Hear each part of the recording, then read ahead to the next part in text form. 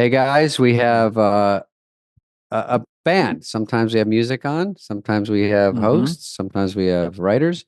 This is Kings of Leon, who huge band, three appearances. On We had SNL. yeah, Yep. on we had Caleb, we had Jared, and the two representing the four. Eh, Brothers are the Followill brothers and their mhm, cousin, and that is Kings of Leon. And they've done many albums, and they're incredible. They're mm, really sort of. I love their sound. They were. You'll find them so personable and so humble about how big they are. They're huge in the UK. We find out all about their asymmetrical childhood. mhm. Um, Father was a preacher and they're traveling around and they couldn't watch television and so forth and so on. But they're very, very, very interesting. And we talk about their new album, which just dropped, and they're going to play the Forum in LA. Maybe we'll be there. Yeah, and they knew Yeah. everything about us and SNL. They knew all comedies. Their dad would only let them watch comedy. Jared was quoting Red Rednecky, the redneck comedian. So they knew also about this podcast. They know how Spade Oh always goes. yeah, Let's go to the tape. let's look So at a that clip. Oh so yeah, they knew everything. So that was They've heard very everyone. surprising and flattering. We've never had that. So Mhm. really, really enjoyed hanging out with them on this show. All right, here they are, Kings of Leon.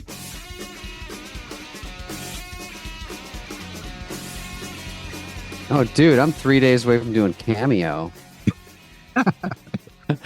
I love it. John Lovett started to do Cameo, and then he said, "Yeah, well, I do get a piece of yours if I get you in." It's like one of those schemes. Anyway, how are you guys today? I Yeah, know hi, good you've been morning, doing a lot guys. of press, and you're about to go out. So we want to make this one your most fun one and relaxed one, and Mm. whatever. That's my dream. This is our most anticipated that we've ever done. Like we're very excited to be doing this. Oh yeah, so nervous. Huge, Mm. huge, huge Tell your fan. voice. Um, anyway, why well you not have a beard? Do you not have did something change? Yeah, she's at home.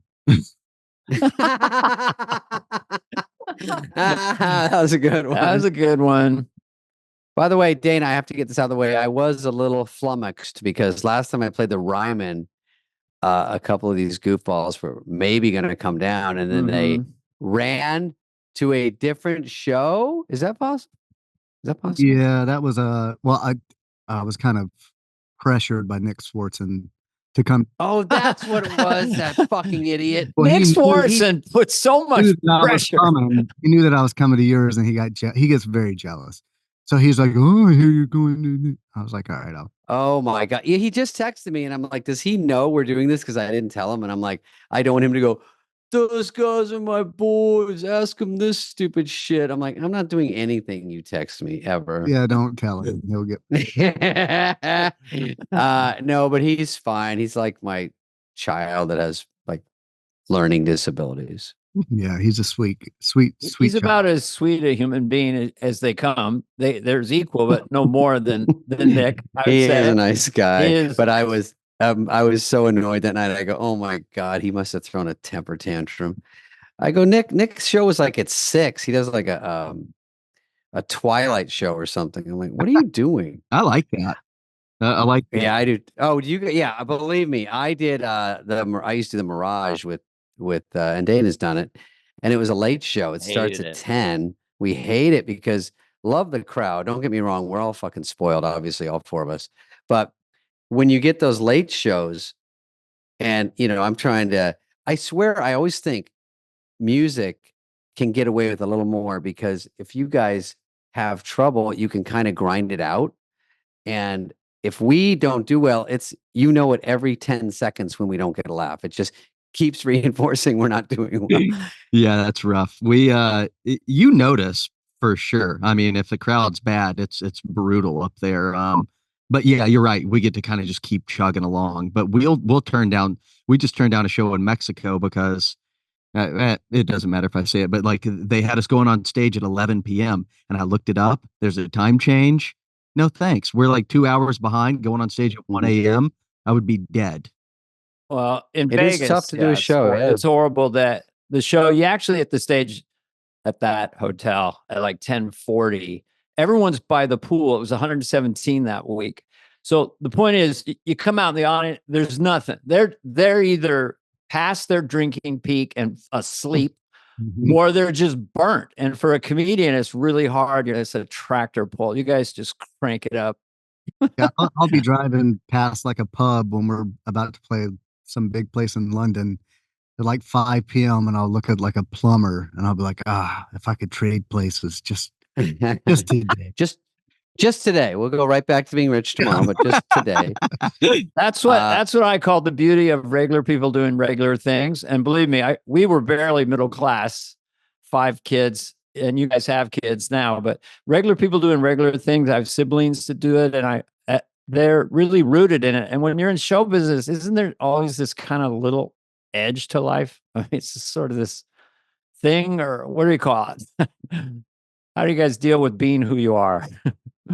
We grew up dirt poor, like the real life rednecky. Like Joe Dirt Pearl. You got both of them in there. Rednecky? You ever fart? Yeah, I'm Rednecky, the redneck comedian. You ever fart so loud, dog 2 stayed away, go, what that? You forgot to say, come and get some. Come and get some. Oh, I forgot my catchphrase. God damn. Yeah, you ever crap so big you don't know gonna get down that turlet? Come and get some. You don't even have to make sense. You got so big, got good. It doesn't even matter. I mad my sister only because mama took me down. Come and get some. That's it. I'm done. It's a trifecta. Go ahead. I could just sit here and listen to you guys the whole time. We're the least famous people to ever be on this podcast. I've listened to every single one of them. Oh, you have? I love it. What? Yeah. Huge fan. And so just being on here, we don't even have to talk. We can just listen to you guys do your thing. No, yeah, give me some credit, Dana. These guys, cool. That is 3 times on SNL. A lot of our comedians we have on, our friends, we're not on SNL, but we like the comedy so much we want them on. Like, you guys have knocked out 3. You had 3 good hosts. I think you had Emma Stone one time, and you had James Franco. What a blast, though, to get. It's gotta tell you, you're doing well if you get invited back, because it's hard to even get on that show once for a band or a host, I think. Yeah, absolutely. We also had John Goodman was our 3rd. Oh yeah, that's right. Your last one. Yeah. Oh wow, he's talented. Yeah. Can I just say something about you guys? You actually listen to this podcast. You guys, I don't know. I want you to talk about this because they list you as alternative indie. You clearly are gigantic. And then you come out with this album now and it's even bigger, but you guys aren't celebrities. You're not doing it to be, you're not doing it to be cool. I think it's just who you are, but that gives you such a cool factor. Like you guys, this album is so fucking great.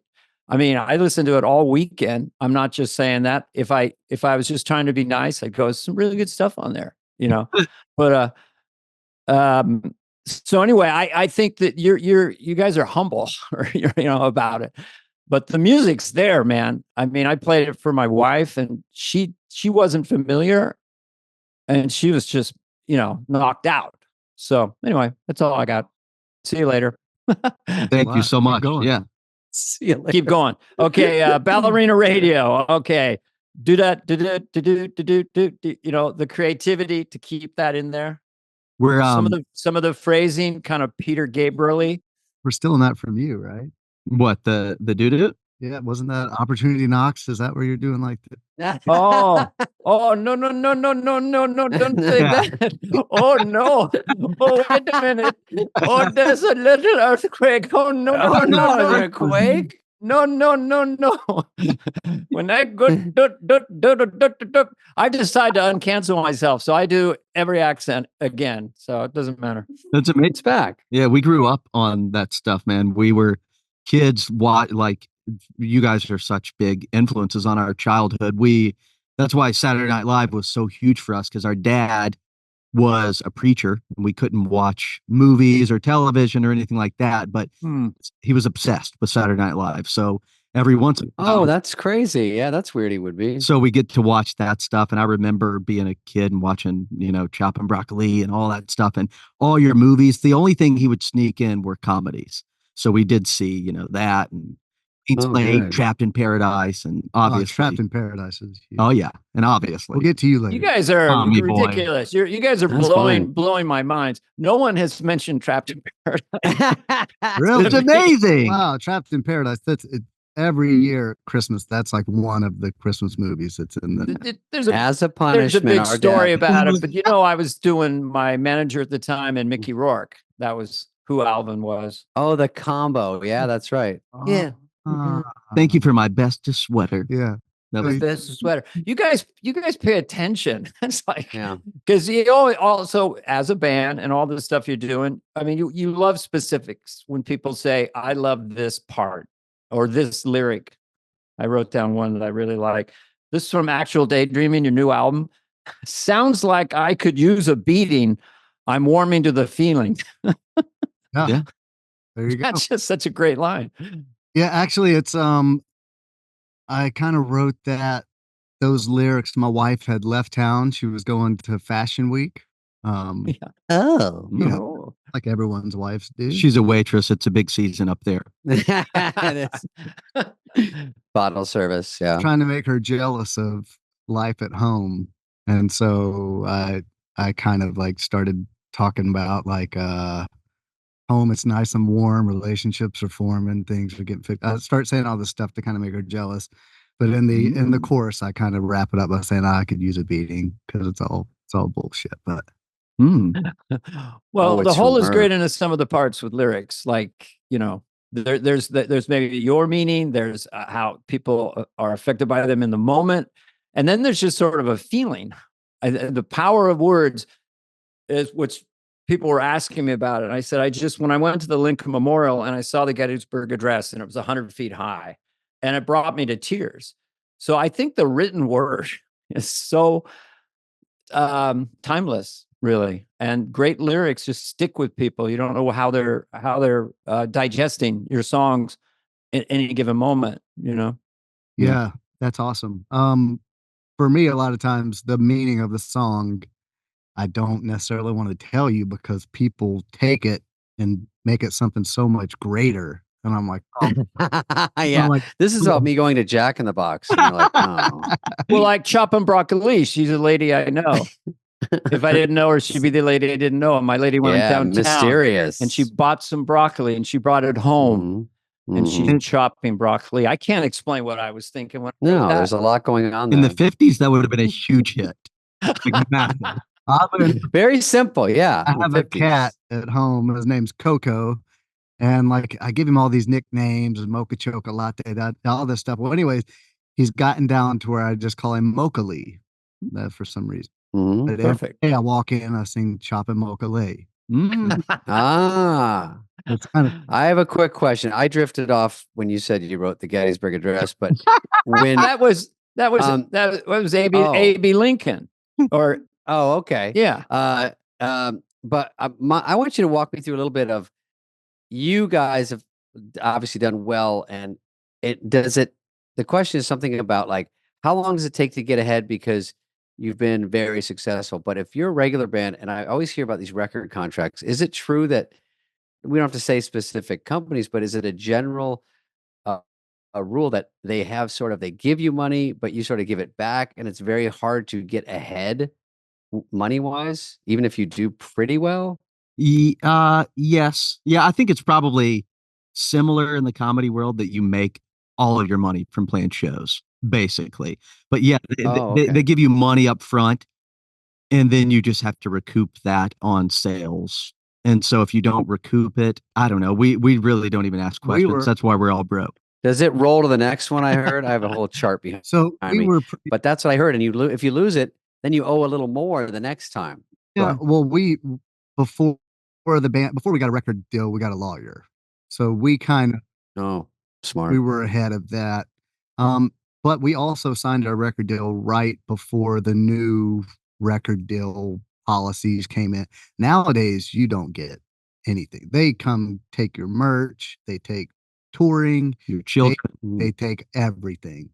With us, it's like, but they do say like, hey, here's $1 million record deal. It's like, all right, that's what sounds good. Here's $1 million to go make your first record. Yeah. And you go, where's all the money? It's like, oh, you're you're paying back those $2 million that they gave you. It's like Mhm. they didn't give us anything. Yeah.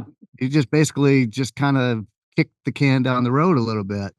But yeah, I feel bad for young bands these days. I don't recommend it. Being in a band. Unless you just want to have fun, or if How to make money. yeah. Is it possible in today's world to, or is it more probable to go to TikTok or go to somewhere else and just try to do it on your own and just hope something happens? Yeah, I mean, record labels are trying to do that. Nobody knows what they're doing anymore. They're trying to get TikTok clips, a 15-second song that you can slow down and reverb, and it takes off on TikToks and gets like a million views. Before this album, we signed with a new record label, and like one of their things at the beginning was like, "We think you guys should be on TikTok."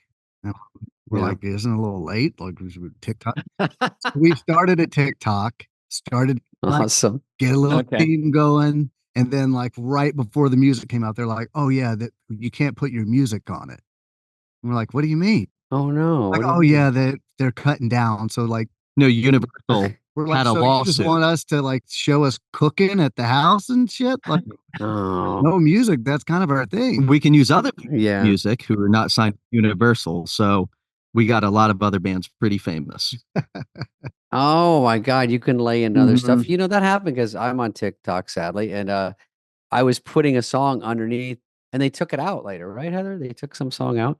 And I saw an old one of mine and they took it was some Joe Dirt thing and they took the song out from under it. And I was like, so it's just dead silent. I go, what happened here? But that must have been what happened is they go through and say no more, even though I would think it would help. I was at the goddamn Venetian this weekend in Vegas and the Sphere had Grateful Dead. And the best advertising for them is TikTok clips of people showing the concert. And it's like an ad. And people go, oh shit. I even saw it. John Mayer had one. I go, oh, that looks cool as shit. I wouldn't have been aware of it. I would have just skimmed over it, but that helps. I think you too said no filming inside. And I thought, God, you should do it because people get curious and they want to go see it. That's kind of a different subject. Everybody's breaking that rule. I'd say a Yeah. million videos from inside the Sphere for YouTube, but maybe those are people in the box, But like nobody's filming the band. They're like, "Look at the fish above us." Whoa. Oh yeah, that's right. Believe me, I said it was a great show. And if you're super bored, worst case scenario, watch the band. Exactly. I mean, that's the truth is there's almost too much going on because it's so big above your head. And then you look down and there's 4 microscopic people. And I'm like, is that them? But you're used to just seeing that. You know, how many are in your band? I'm pretty sure there's 9. No, there's 15. we cut it 4. down to 12. No, there's 4 like actual, that sounds bad, actual, but like 4 members that 4 started the band. well-paid. 4 that fit on the album cover that have the last name. Yes, exactly. And then 2 guys who are on stage with us. Did you ever think of calling it Followill? Yes. Yeah, it was called. Trust me, when we first got the record deal, it was a lot of Followill Brothers, Followill, just our names. It was Followill for a second. When we said Kings of Leon, they were like, "No, that's not going to work." But It sounds good in hindsight, though. It's cooler. Followill might be the way you guys look, maybe a jug band. yeah, the reason why I think we didn't You go like our with jugs? that there's another band from Oklahoma, brothers, who went their last name of Hanson. So it's kind of like Bacon Brothers. Yeah. That's the only one I'm aware of right now. Hanson's still hitting it, aren't they? Yeah, I think so. They're still bopping across the USA. They better open with bop and close with it and do it a couple times in the middle. Go ahead.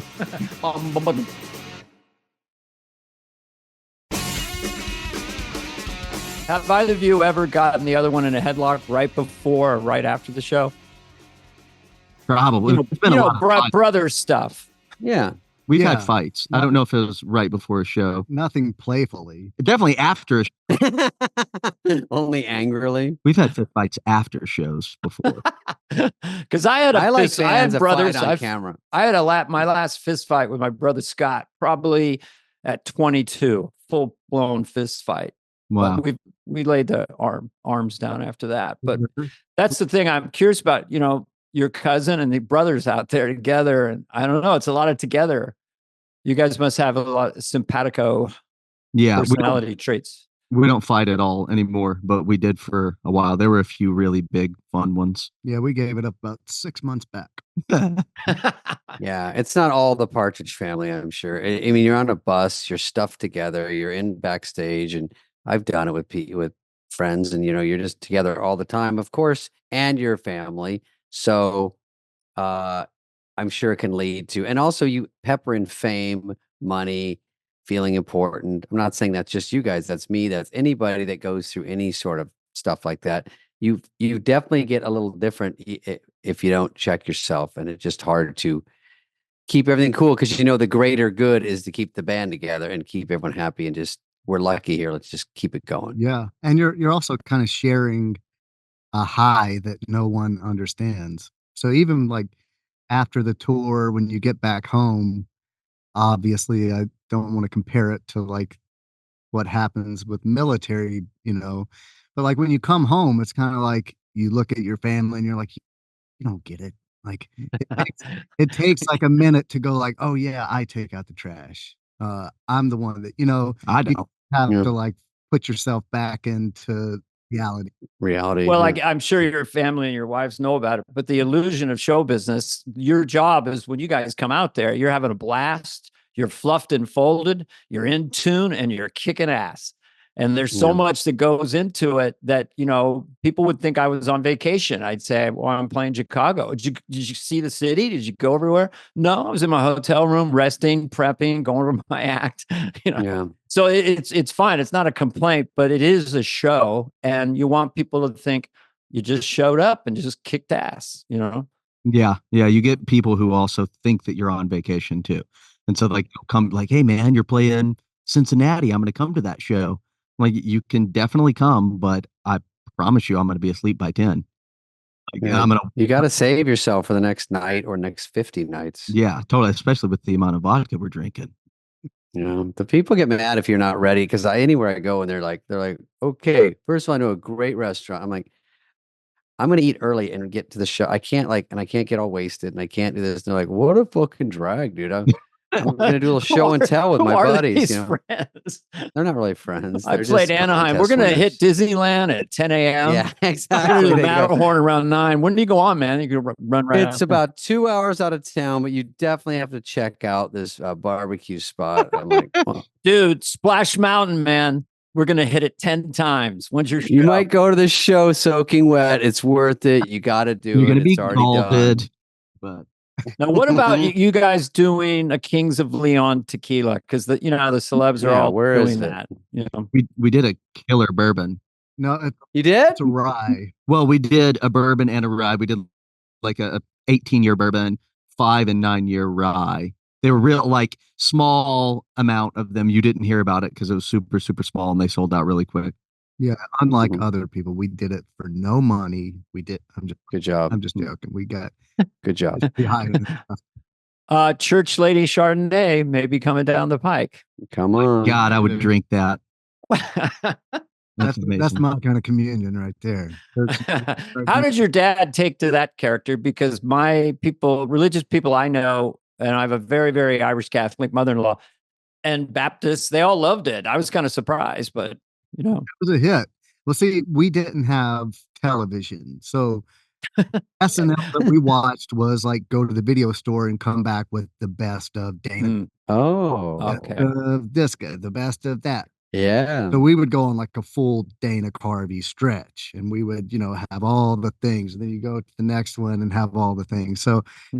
it was Church Lady was definitely a big part of that, and I don't think there was any like sacrilegious, It wasn't what it was about. I mean, it really was about me noticing as a kid that the women behind the punch bowl are sort of the backbone of the church. It happened to be a Lutheran church, and our parents were not super devout. So sometimes we'd miss a couple Sundays and then we'd go get on our church pants and go. And then you felt a little bit of a judgment. Yeah. Wow. Here we are again. we We're Johnny come Sundays. we Go ahead. Yeah, we oddly enough, we went to our grandmother's funeral, and it was like a lot of people that we kind of grew up with in the church. Mhm. Preacher definitely he took his liberties when he had the microphone. It was like, can you believe there are people out there that think they can go and sing rock and roll music and make money and what? And he just like ripped us, and we're all sitting like Oh, crying at our grandmother's funeral. It's like, oh, it's us now. I took Okay. my 50 out of the collection plate. yeah. Give me that cracker. But yeah, we feel that judgment. So Did you ever have to sing? Was there a choir? yeah, that's where we learned everything that we do. Yeah. Started with drums. My Nathan was the drummer in church until he'd get Mhm. tired, and then I was the backup. And then like little singing opportunities would pop up. Like our mom and dad would just be like, "Why don't you sing one?" And it was pretty obvious early on that we were going to little tiny churches throughout America, and we were fairly talented. So when we sang, it was kind of like I don't want to say show-stopping moment, but it definitely it was like one of those where everyone would be like, "Okay, these guys are pretty good." There were tears. Yeah, we would cry every time we had to sing. It's really amazing. This is in the 80s, and you're in a car driving around. You're kind of mostly homeschooled, and Mhm. your dad's a preacher, and you go come in town, you leave town. I mean, it's really an interesting. I don't think I've ever heard of a gigantic rock band with that history. How does that inform you guys? I mean, We're weirdos, man. Like honest, it made us weird, Yeah. but it's just the only thing I know. I grew up doing that. But also, I mean, I guess it makes us more capable of traveling a lot and doing kind of what we do now and just living out of a suitcase. We also It's saw different though. we also saw our dad work a room, Hmm. a oh, different room, different setting. I mean, we're from Memphis, Tennessee, so a lot of the times the churches that we would be preaching at, we'd be the only white family in the church.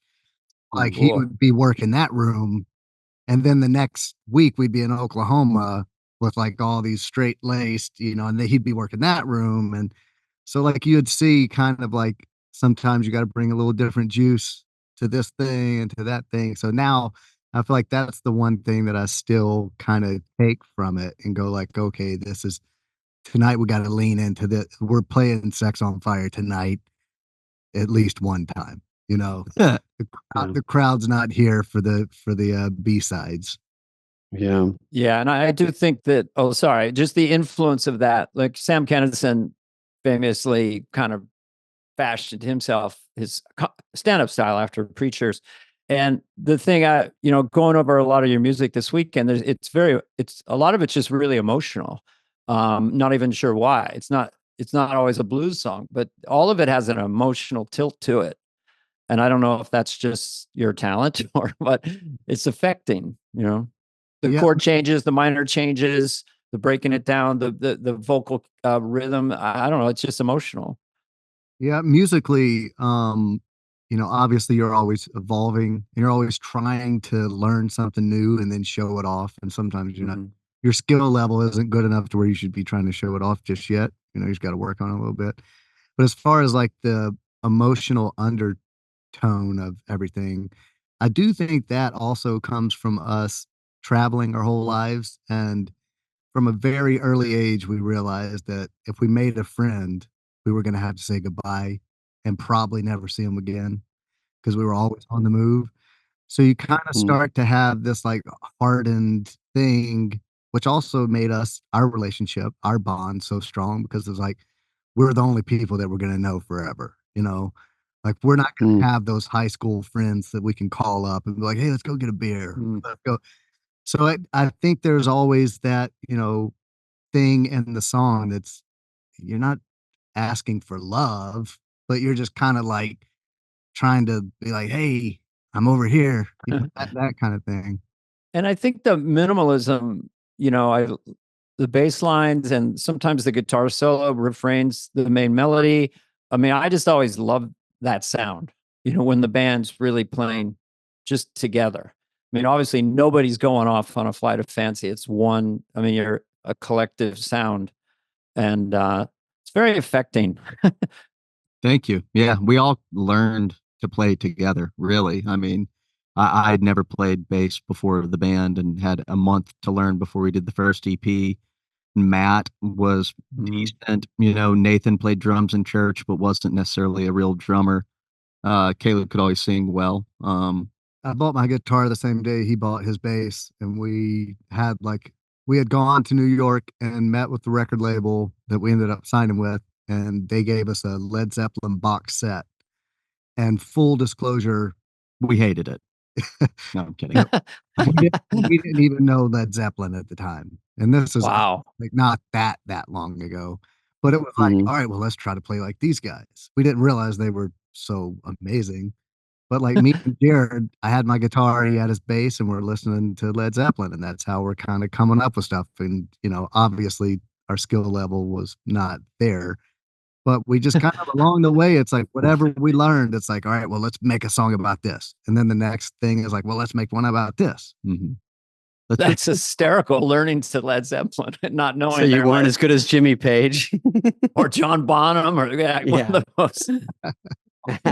Almost. It took us a few months to get there. Well, to pass them up. who musically, when you're little kids, you must have had AM radio driving around. We did in the 60s, in my case. Who floated your boat? I mean, who did you kind of go, I like that? Or, must have been some exposure. It would have to be like tame music. So a lot of 50s and. Yeah, I grew up on that kind of stuff. My uncle was he was the teacher at the school that we went to for 1 year, and he would drive me to and from school, and it was always the oldie station. And there'd be little games like, I bet you $1 they play the Rolling Stones before they play Tom Petty. And so like these little games, and before you know it, you're building up like, these influences. Mm-hmm. I remember it was Tommy James and the Shondells. First time I heard Crimson and Clover that I was like, okay, that moment, I was like, I want to play music. See, that's making me nervous right now, because when I was in junior high, that song would come on for the dance in the gym, and I was a wallflower extraordinaire, girl I liked, and thinking, will I try to slow dance with her? Yeah. Crimson. Yeah. Bow, wow, wow, wow, wow, wow. And then he told me what the song was about, and I was like, whoa, so you What is it about? Yeah, what's it about? Apparently taking a girl's virginity in the grass. Excuse me? Allegedly. That's what I heard too. Talk to Tommy. I didn't write it. But I heard it from a pervert over here. Yeah, I'm going to jump off. It did make me think like, hey, you can write songs about your own thing and not let people know what it's about. And that was inspiring to me. Mm-hmm. Right. It took me this long to figure that one out. I thought, I didn't know what Day Tripper meant by the Beatles, that it was a rich woman saying to the guy, you can be my driver. It was her voice. It wasn't one of the Beatles getting rich and going, hey, you drive my car.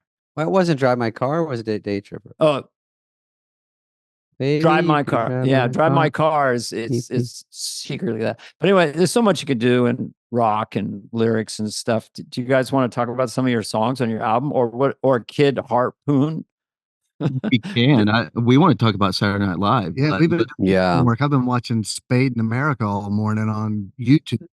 You were cramming? Trying to get some stuff. Yeah. All right. In case we're going to quiz we can turn the tables. The interviewer becomes interviewed. We went pretty heavy on the Dana Carvey stuff. We got a lot of Spade stuff. No, it's okay. I understand it. We got your movies. We got them all locked in.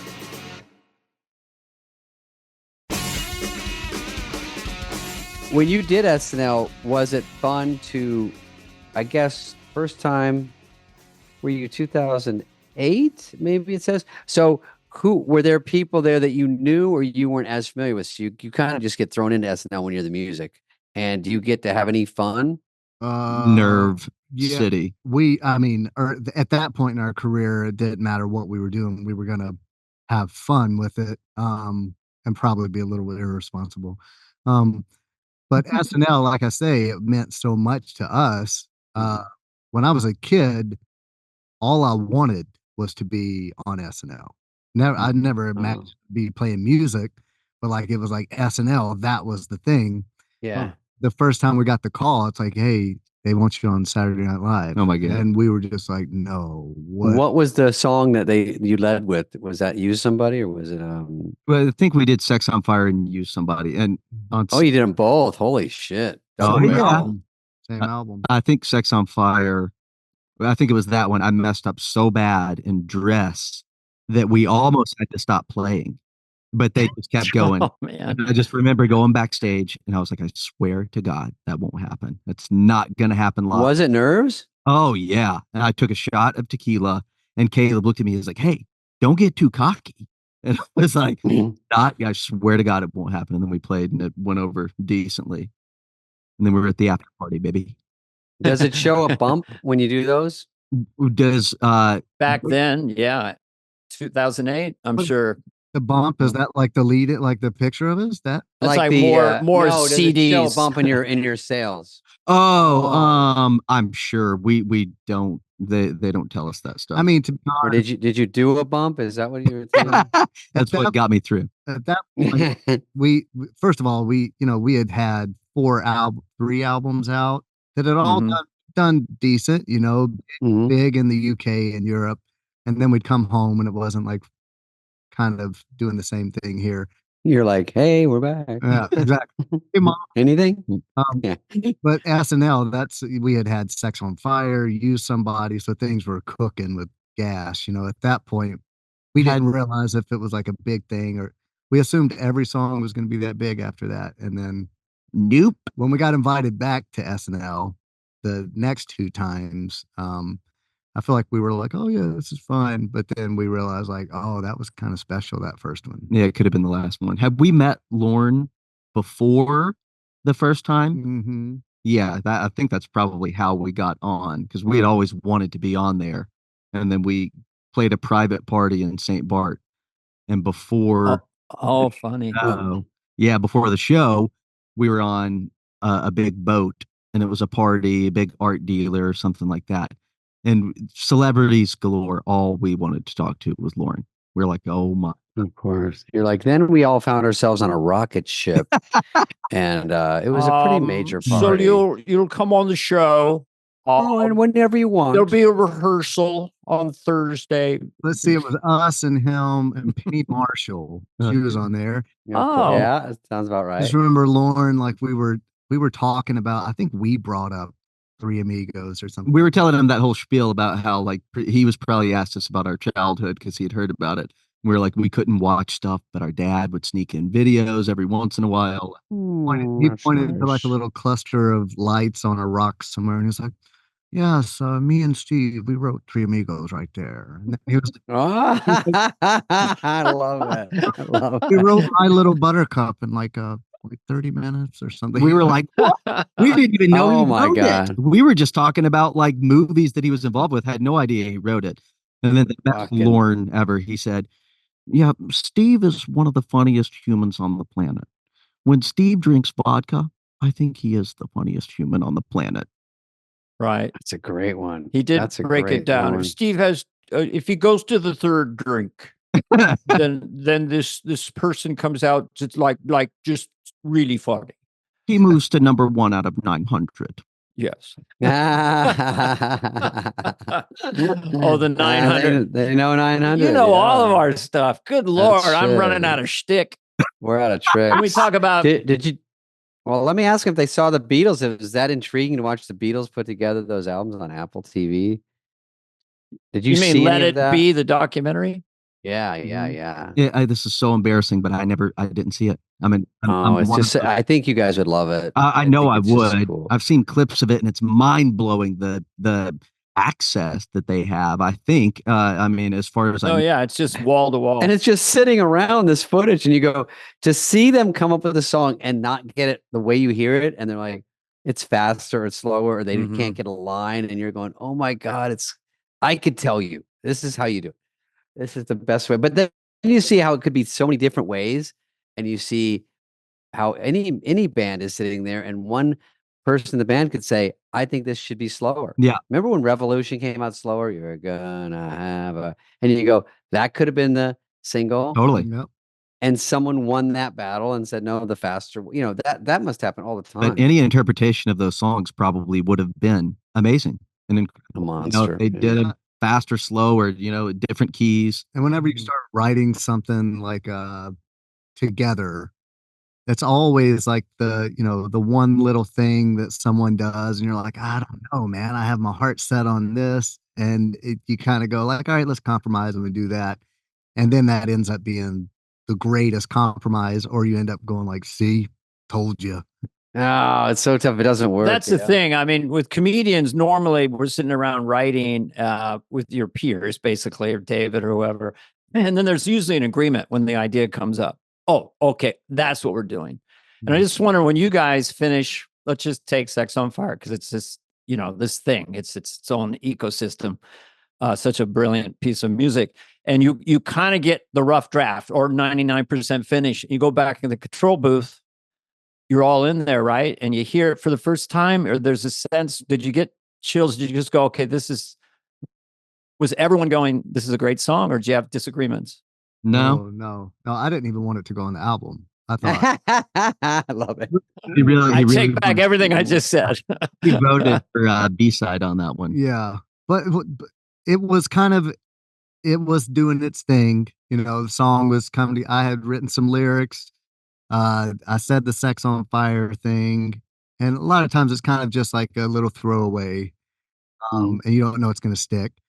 But then we had gotten it to a point where it's like, all right, people were kind of enjoying it, and then Jared and Matt, they found like a little drum loop thing that when we put it with the song, it was like, okay, now it makes sense. It lays at the bottom of it's like kind of under the whole track, and you can't really hear it, but it just adds a dancey thing to it. And it's got this kind of droney, dancey thing that, I mean, people don't even really probably know that it's on the song, but. So it's this wash underneath gives it this urgency and also sort of this. Well, it goes like a little dun, dun, dun, dun, dun. It adds beat to it. Before that, it was kind of a little confused punk rock song about sex that was kind of like, But then when you put the dance to it, it's like, oh, it's about sex. And then it made right. And you can't really, I don't know. I mean, I think Kiss, Gene Simmons, so you got to get an anthem. This is the early days. Get an anthem, and they did Party All Day or Rock and Roll All Night, whatever. All night. So party every day. This Sex is on Fire, just for whatever reason you couldn't predict it, but it became sort of anthem-y, you can't predict that stuff. I mean, we can go anywhere in the world. I don't care which corner of the world it is. You start just that little guitar part, but everyone's like, oh yeah, I know this. Yeah. And it actually made it on a list of like best guitar parts, and I'm by far the worst guitar player in the band. And Matthew's like skilled, and it's me going, and I made the list like right under Jimmy Page and Matthew's like, what the hell? I'm like, I told you. I mean, you're not even anything. It was on my mom's list of favorite guitar parts. So. Yeah, rudimentary stuff. You can't. What can you say? Sometimes it just works so well. Sorry, David. Go ahead. I was just saying. Sometimes the same thing happens in movies where you, like, if they said to you guys, write on this album in order, the biggest hit on down, you'd probably get it wrong every time because you just don't know. And that's sort of the fun of it. Movies, we have scenes. Even that you mentioned Tommy Boy, the scene where the deer comes out was the top rated scene. Joe Dirt, where I got chili dogs thrown at us, was the biggest laugh.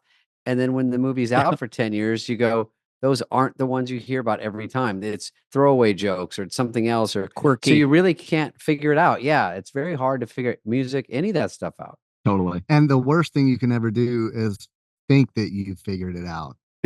Yeah, that's what I do. To write the next one. I feel like there was about at least 5 years, maybe 10, where even though we didn't know that we were doing it, we did in the back of our mind have a little bit of a formula that we knew worked.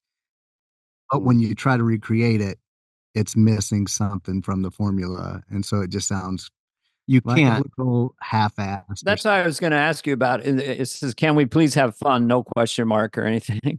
And is that to this idea of like, you have all this success and how do you not get trapped up in trying to recreate it or be this or that? It seemed like to me, this album is really kind of new, but it's still, you guys, but you want to get away from that idea, right? And I guess the producer helped you, the pressure of trying to repeat yourself and make a hit, or you don't ever, or you got away from it, or you had fun, or whatever. Without dragging this to like a dark place. Oh, I like that. Yeah. I felt like we had gotten to a place where we were doing our thing, but nothing was feeling that exciting amongst us. We were just kind of like repeating ourselves. It's a job. It started to feel like, oh, I can't wait to get home. Like I'm normal for a band, long time. And together. then a lot of real shit happened. We lost our mom. I had like a couple of like just a lot of like friendships that were kind, people were passing away. It was like a lot of just like heavy stuff. And I ended up going on a little bit of a personal journey. And in the process, when I started to write again, I was like, oh man, this feels different. It feels like I had kind of like gotten to the next chapter and I was a kid again. And like I was writing whack, it sounds like feels like I could use a beating, whatever. I was writing these lyrics that I was just like, oh, it'd be so much easier to say something that's more palatable and people would be like, oh yeah, yeah. But it's like I want to say something every now and then that makes you go like, wait, what? It's kind of your own viewpoint. And through the process, I fell in love with writing songs again. And I feel like all of us just dove in and it felt different because it felt like something that we hadn't done in a long time. And I think that, surprising yourself also surprises the listener. And when things are a little like it's a non sequitur, it doesn't quite fit. This is on Stop the Bleeding. Lightning strikes a pose and you're unfazed. It's never going to take your place. Yeah. You know what I mean? It doesn't exactly rhyme. There's something just cool, that final sentence of like, it's just perfectly off. Yeah. Yeah. I mean, that's when we're writing songs, I just hope that everyone can see how perfectly off we are. That's the name of your next album. Perfectly Off. Kings of Leon. All of our Do you guys get mistaken for any other bands? What do people think you are when you're out? They think we're the Dixie Chicks. Is that true? Just the The Dixie Chicks aren't that anymore. There's something else. They're just the chicks. No, they're just a ch. No.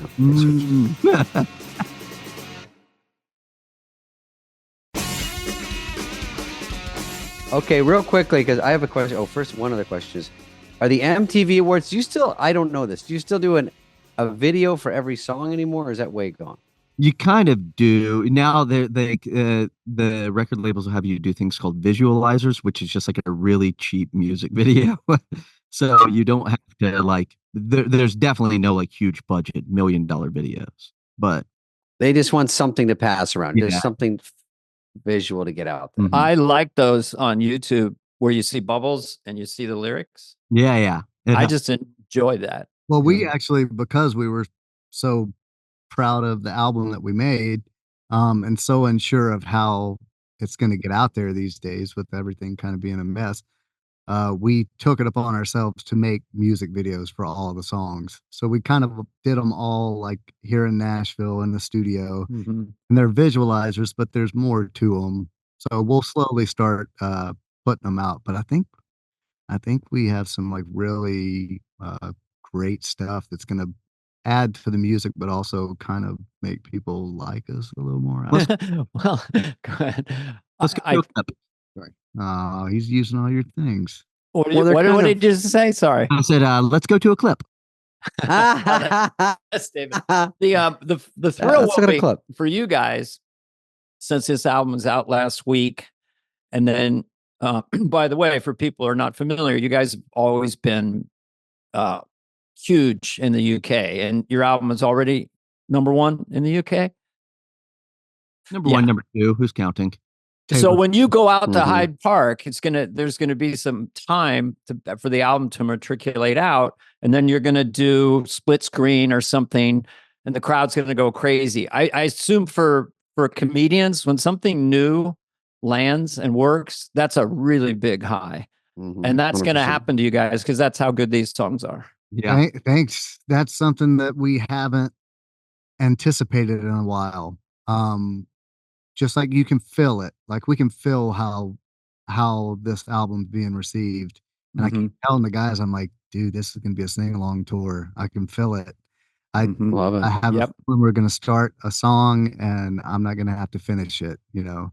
And if you can ever get that going for you, that's That's it. good But it way to is- save your voice. It's different though, because you guys get to, it's fresh. You know, when you tell a joke, the people in the room haven't heard it. And so that eruption is just like got to be the best feeling because this, they've heard it and they've kind of, like you said, they've digested it and they know what's coming.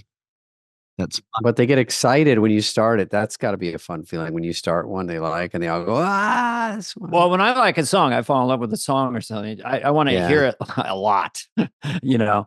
Yeah. And then in that environment with all the other fans, it's so communal because the songs are emotional.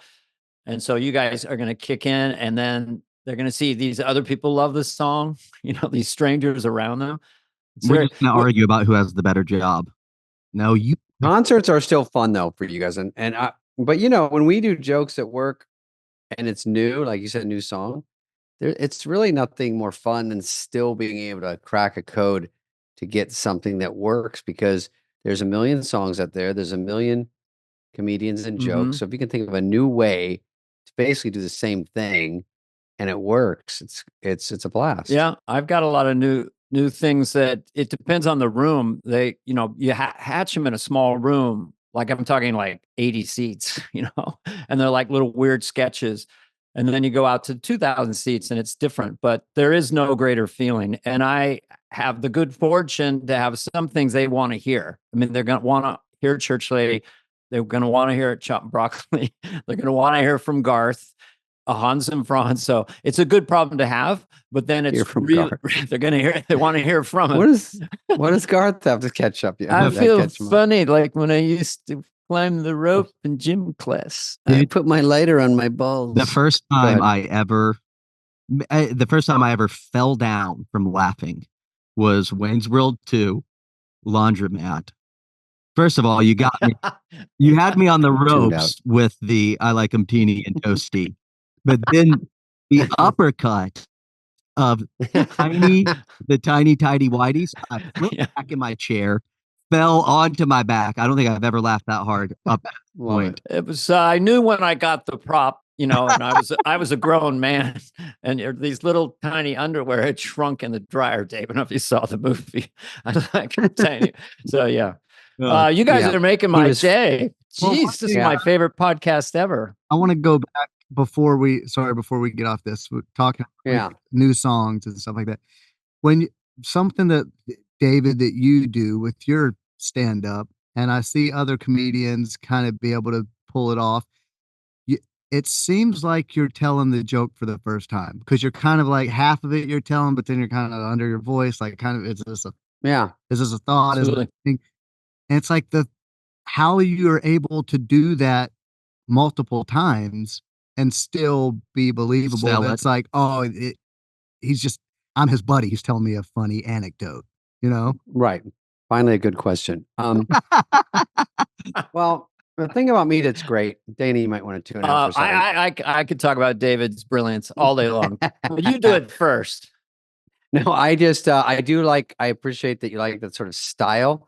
Um, I think it's just kind of the way it's always been. But if someone doesn't know me and they get dragged along, someone wrote me on Instagram. They're like, "It looked like you're not even trying. Like, why do I have to look like I'm trying if it's supposed to be funny? Like, how hard do I have to sweat? It's hard to do it this way. Also, it's just supposed to look a different way. You know what I mean? It's hard to throw away jokes like you're not thinking of them, but you actually are thinking of them, Because and you know they're I coming. think about like if we did that as a band, if we went out and Yeah. kind of like, we just kind of like act like we're writing it on We're the spot. jamming. Yeah. Well, listen, Bill Murray was the combo. He was funny, and then he's like, do the lounge singers, Star Wars, nothing but Star Wars. And he's like, anyway, I love you guys. And everyone's like, you're half singing, he's half talking, he doesn't give a shit. That was one of my big influences, Funny. that guy. So, Well, but I appreciate Bob Dylan is pretty lo-fi up there these days. You know, back He's to no-fi. We went on tour with Bob Dylan. Oh, shit. He's good. He's a fan of ours. He opened up for us for a few months. Yeah. Oh, that's nice. He was closing the shows out for you? But Dylan, this was 10 years ago. At least. Yeah, it was a while. Mhm. But he's got Ew. his Bob Dylan thing now where it's like you have to hear the line of the song to know which one it is. Yeah, where are We we? just be like, Tangled Up in Blue. And it's like, oh, this is Tangled Up in Blue. oh yeah, we love this one. Yeah, I know that one. They should have the words on the screen. Just so. I love his stuff since time over mine, whatever his recent stuff. It's soon after midnight, and I have a date with the fairy queen. I mean, he can still write lyrics. Like, Oh, he's he's so the best. good. And his band would come to us and they'd be like, which hotel are you guys staying in? We'd be like, the Hyatt, whatever. And they'd be like, we're so jealous. Bob only stays at Holiday Inns on the ground level so he can open his window and smoke cigarettes. So Wow. like the whole tour, Oh, really? they would be staying on the outskirts of town at a Holiday Inn. mhm. We would be like king of the castle, like the presidential suite. Think about how many people saw him and they were like, man, that guy looked just like Bob Dylan, but there's no way Yeah, staying here. that's a great David trick. and I did Dylan once with David on Update on SNL. Yeah. And he did Tom Petty. We did. Yeah, but He had a big top hat on it. Then we kind of try to make him different. It is a different sound, but it was a goofy update bit, of course. Mhm. Dana, before I let these guys go, it says there is a typo here. It says Jared was a straight A student. We'll fix that. And It's actually true. who is the smartest? He's Probably there. We're all smart in our own ways. But no, Nate. Condescending. Yeah, And who's the latest? it was me for a long time. I'm better at that now.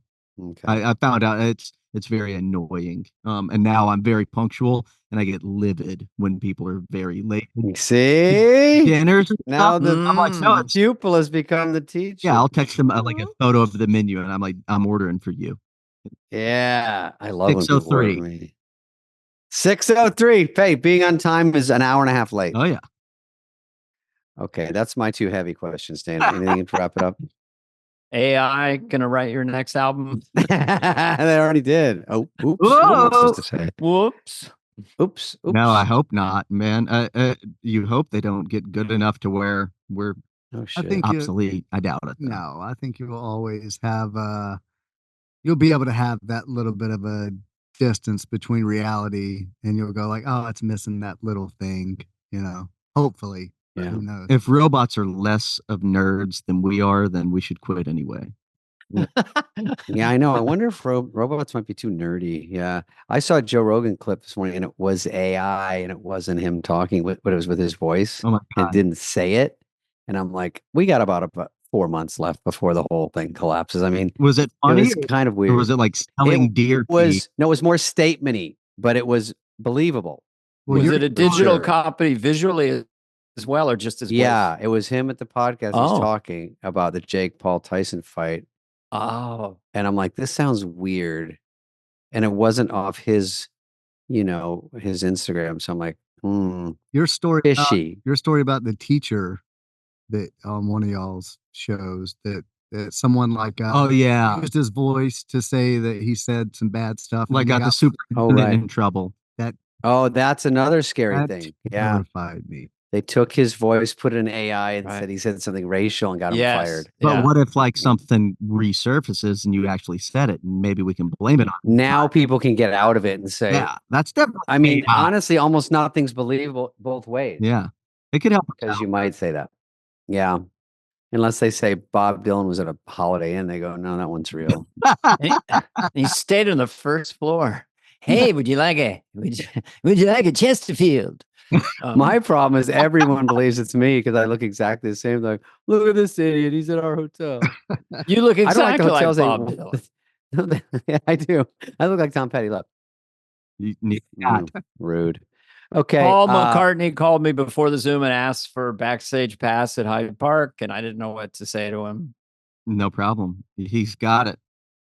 You're kidding. You know, they're called the Kings. They're the Kings of Leon. And, you know, they're quite large in the UK. People like them very much. Yeah. And if I could get a backstage pass, it'd be super duper. But what if you run into Ringo? Give us Ringo. Love. They were like me brothers. Me brothers. Peace and love. Peace and love. They love me brothers. How about you, George? Well, I was always John and Paul were the primary songwriters. Sorry, I missed that. What's Joe Biden doing there? Come on. Hey, why is he here? Come on. Come on. It's the Kings of Leon. This is what they do the song. It's a fire, sex of fire. Come on. You can't believe it's not butter. What? Sex on butter. They're tremendous. They're tremendous. They're kings of their own right. They're the big.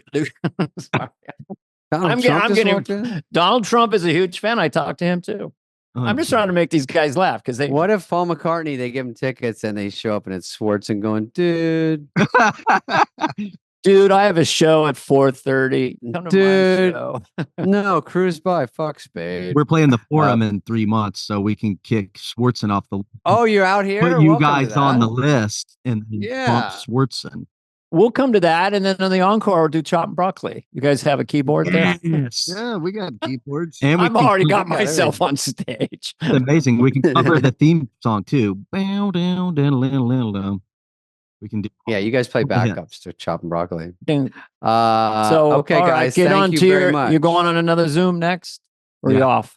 I don't That's know. it. Yeah, we're on. They're not on some press junket. They're just doing some fun. Well, I like this whole thing. You guys stuff look with very us. comfortable. Yeah, they look cool. Yeah. So, anyway, all right. This is the corny part. Pleasure to meet you. You guys are fantastic, and have a great tour. And this is the awkward part where I press the red button, says leave, and it always feels weird. No. But I guess I'm gonna press it. There's a certain sadness to it. Thank you guys Okay, so dudes, we'll much. talk to you. We'll see you at the forum. This has been a presentation of Audacy. Please follow, subscribe, leave a like, a review, all the stuff. Smash that button, whatever it is, wherever you get your podcasts. Fly on the Wall is executive produced by Dana Carvey and David Spade, Jenna Weiss-Berman of Audacy, Charlie Finan of Brillstein Entertainment, and Heather Santoro. The show's lead producer is Greg Holtzman.